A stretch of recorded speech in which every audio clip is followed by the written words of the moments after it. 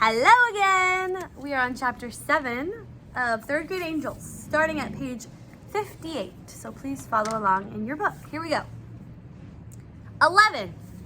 That's how many apples were lined up along the front of Mrs. Sims's desk, plus 2 pears, a banana, and a sandwich. And that's not counting Judy Billings's apple from yesterday, which Mrs. Sims took home last night. And one other thing, a gummy bear. A red one, from guess who? One of the apples was for me. We sat in our seats staring at them. Mrs. Sims stared. We were remembering how mad she was when school ended yesterday. We were all flinching, waiting. And then it came. It started with a little wrinkle at her mouth. Then it went to her eyes, then her whole face. Her cheeks bulged out like tennis balls. Her neck got ropey. Her hands shot to her mouth. Oh my God, I thought, she's gonna barf! I inched back in my seat. Sure enough, something exploded from her, but it wasn't barf. Whatever it wasn't just a mouth thing. It was a full body thing. She bent over like she had a stomach ache. She twirled away from us and wobbled to the front wall and stopped herself with her hand before crashing into it. When she turned back to us and took her hand away, I didn't recognize her face.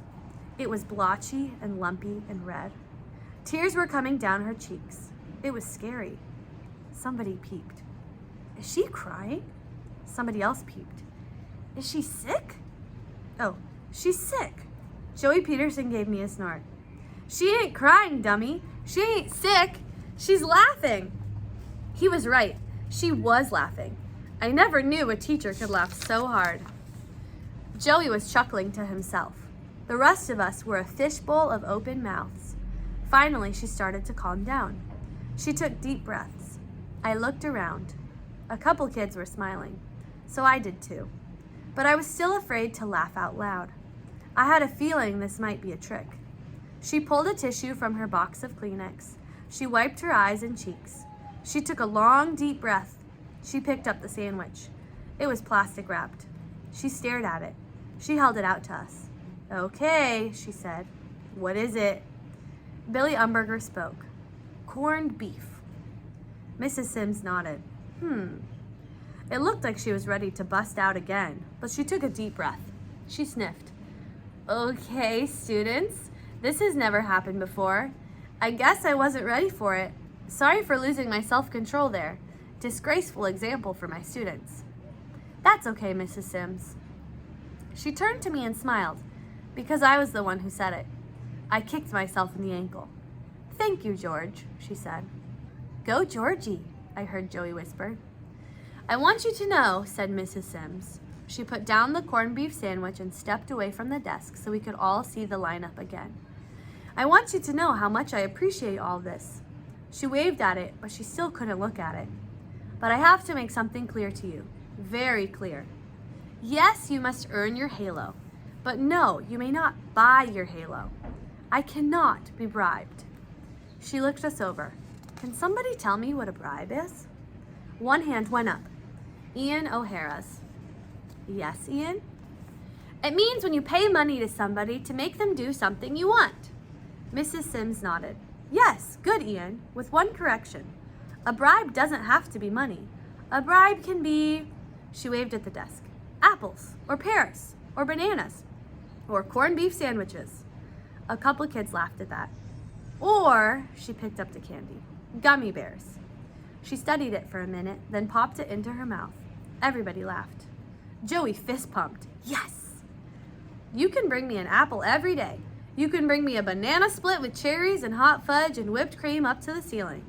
You can bring me, she threw out her arms, a new car, we laughed. But, her voice got lower, slower. You cannot bribe your way to a halo. She gave us her waiting to sink in look. So, how do you get your halo? The class called back. Earn it! Lesson learned, student angels? Yes. Okay, so, stop putting your energy into bribes. Put your energy into being good, into doing good. Impress me, don't buy me. She rooted in a desk drawer and came out with a plastic bag. She dumped in the pears and the banana. She sniffed the sandwich. Corned beef, huh? Mr. Moto will like this. Mr. Moto is her dog. Into the bag went the sandwich. Mrs. Sims got another plastic bag and dropped in the apples. These, she said, will become my famous pink applesauce. And that is the end of that chapter, chapter 7. That's so funny. I'm not sure how I would feel if somebody brought me corned beef as a bride. But she handled it gracefully. All right, I hope you have a fabulous rest of your day and that you know how loved and treasured and awesome and bright you are. So, rock on. Bye.